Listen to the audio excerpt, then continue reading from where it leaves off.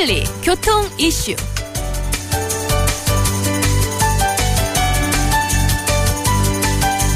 한 주간의 교통 이슈를 짚어봅니다. 네. 위클리 교통 이슈 김경배 교통전문위원과 함께합니다. 안녕하세요. 네, 안녕하십니까. 네, 자 오늘은 어떤 소식입니까?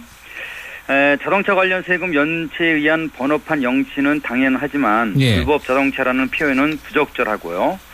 또 보험사고 건수 요율제를 모르면 네. 경미한 차사고에 대한 보험도 예. 페널티 대상이 될 수 있다는 소식이 있고요. 또 하나는 저가 항공 이용률이 늘면서 피해도 급증되고 지하주차장은 화재 위험 발생 위험에 노출이 심하다. 이런 문제점들을 준비해봤습니다. 예. 이 경상남도에서 10일까지 자동차세와 과태료 체납자에 대한 번호판 영치가 있었는데요. 네. 불법 자동차는 좀 과장됐다는 말씀이신가요? 그렇습니다. 불법 운행 자동차라 하면요, 등록했던 기업이 도산하는 등의 이유로 차만 운행되고 있는 경우가 많은데요. 네. 실제 소유주가 없다는 의미는 보험가입은 물론이고요, 또 정기검사까지 받지 않는 사회적인 문제로 이렇게 대두되고 있습니다. 그래서 예. 사고와 범죄 이용 위험 수위가 아주 높은 무적차로 이렇게 보는 건데요. 그래서 속칭 대포차로 불리는 불법 운행차는 교통범칙금 물론이고요, 과태료 징수 자체가 아예 불가능하기 때문에 운행을 차단시키는 것은 당연하다 이렇게 볼 수 있겠습니다. 예. 그리고 그 불법 자동차라는 개념은요, 일종의 허가 없이 구조를 변경하는 불법 튜닝 일종의 그 주류를 이루고 있지만요. 네. 불법 HID 같은 사고 파생 요인이 있을 경우는 단속이 필요하다고 생각됩니다. 그런데 자동차 관련 세금을 연체시켰다고 해서 불법 자동차로 정의하는 것은 아니다. 이런 얘기가 되겠습니다. 그러니까 이제 지자체에서 이미 일정 수수료를 서로 주고받는 전국의 번호판 영치 단속 이걸 하고 있는데 네. 불법 자동차로 규정하는 것은 좀 심한 표현이다 이런 말씀이군요. 맞습니다. 국토교통부도 불법 자동차 정의에서 지방세 체납 조항을 추가시켰지만 번호판을 영치당하는 것은 어디까지나 질서 위반 행위 그 규제법에 따른 것으로 봐야 하니까요. 네. 2015년 단속된 19만 8천 대의 지방세 체납 영치도 이와 같은 맥락이겠고요. 결과적으로는 행정자치부의 불법 운행 자동차도 질서 위반 행위 규제법 제55조와 시행령 제14조에 따르는 것인데 예. 어쩌다 그 체납 분위기를 강조하다 보니까 불법 자동차로 지목되는지는 몰라도 알지송하고 경상남도는 징수에 더 적극적인 활동을 벌이고 있습니다. 그렇군요. 그렇네요. 예. 법질서 위반 과태료 미납의 심각성과 또 범죄 악용 소지가 큰 대포차 단속 차원에서 18개 시군이 참여한 영치 조건이 어떻게 되나요? 네, 경상남도 역시 체납 지방세 대상 32%가 자동차고 과태료 부분에서도 80% 이상을 차지한다고 하고 있는데요. 네. 지난 1월부터 4월까지 일단 그 번호판 영치와 압류차 공매로 236억 원을 회수했다고 합니다. 압류차가 공매되는 영치 규정은요, 자동차세를 3회 이상 안 냈거나 과태료 30만 원 이상에 속하고요.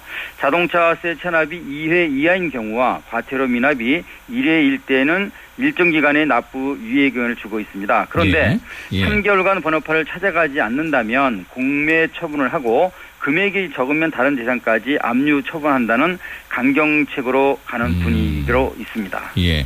번호판 부정 발급이 3년 이하의 징역, 3천만 원 이하의 벌금이니까 일단은 납부를 하는 게 최우선이겠습니다만. 그러네요. 네. 근데 보험사고 건수요율 피해는 어떻습니까? 어떤 겁니까, 이게?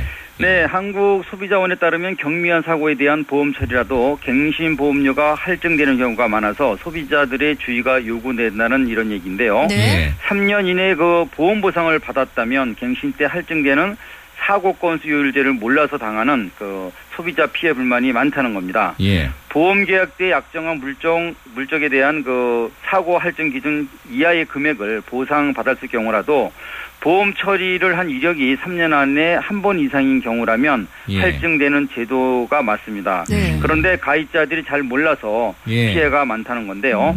2013년부터 2016년 1분기까지 311건이 신청이 됐고요. 또 올 하반 1분기에는요. 지난해 2배 이상 급증되는 상황이 있다고 합니다. 예. 이 차 보험 피해 구제 접수가 많다는 뜻은 결국 보상 문제인데 새 차에 대한 감가 보상을 알아서 지급하는 현실도 문제 아닐까요? 예, 맞습니다. 그 영구 장애인데도 한시적 장애라면서 보험금을 삭감시키는 과소 산정도 가장 많았다고 하는데요. 네. 그런가 하면 또 재활기구 사용을 인정하지 않는 등의 보상 범위 제한도 무려 24.8%나 됐다고 합니다. 이런 현실은 아까 말씀하신 세차 보상 때 네. 당연히 지급돼야 할 수위로 인한 차가격 하락 부분이 있습니다. 예. 그런데 이 보상까지 제대로 이행하지 않는 분위기가 오늘의 현실인데요. 그렇죠. 때문에 가입자들의 보상 권리 회복이 가장 중요하다고 판단되는 시점이라고 볼 수 있겠습니다. 예. 계약 관련해서도 그 자기 차량 손해 담보가 누락된 내용이 불일치하는 경우가 가장 많았다고 하는데요. 네. 예. 가격을 비교할 때, 그러니까 보험 가입 때 이를 명시하지 않거나 또 공지하지 않는 그 저가 경쟁에서 있어도 예. 이런 허점들이 많기 때문에 꼭 확인할 필요가 있다고 봅니다. 그렇습니다. 뭐 자칫 또 이 보험사의 횡포로 또 보여질 수도 있고 말이죠. 네. 자동차 보험도 물으면 이게 뭐 물론 손해겠습니다만 네네. 항공사를 선택할 때 운임 조건을 꼼꼼하게 따져야 항공 여객 관련 피해 줄일 수 있다면서요.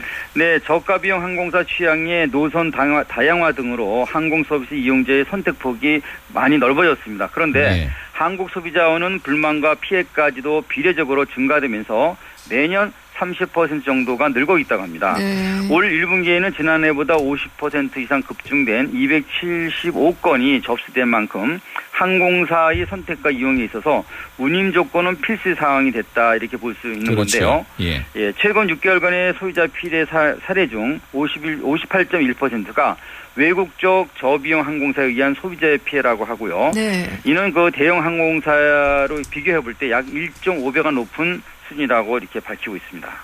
네, 그렇군요. 이 보험사처럼 항공화물을 볼모로 한 가격 경쟁도 심하지 않습니까? 근데 안전하다고 믿는 지하주차장이 오히려 화재에 취약하다고 하는군요. 그렇습니다. 예. 지하층 화재 건수도 연평균 1,721건이나 되지만 44% 정도는 지하주차장에서 발생이 되는 문제가 있다 합니다. 그 화보협회 그 방재시험연구원에 따르면 네. 자동차 화재 하중 그러니까 그 차체를 구성한 인화 물질과 연료양은 계속 증가해 왔다는 겁니다.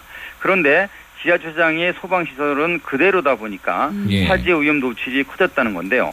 결국 주된 가연물인 자동차의 화재 하중에 따른 화재 안전 기준 강화는 필수 관계가 아닌가 예. 싶습니다. 그렇군요. 네, 지하 화재 정말 위험한데 이 실내 마감재까지 가연 물량을 증가시킨 경량 플라스틱 복합재로 바꿨다면 방화 시설 강화 정말 필요하겠네요.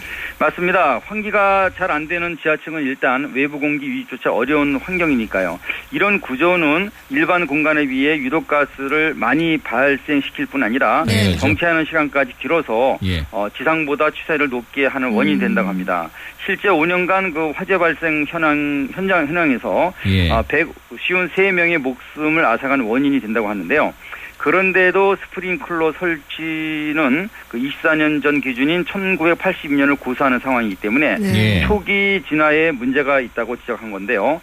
대부분이 습식 건식 스프링클러보다 화재 진압 효과성이 떨어지는 준비 작동식의 그 스프링클러 타입이기 때문이라고 합니다. 예. 게다가 그 지진의 무방비인 지하주차장도 적지 않은 만큼 예. 방재와 이 방진의 진단은 물론이고요. 예. 대책까지도 시급하다 이렇게 그래요. 보여주고 있는 그러네요.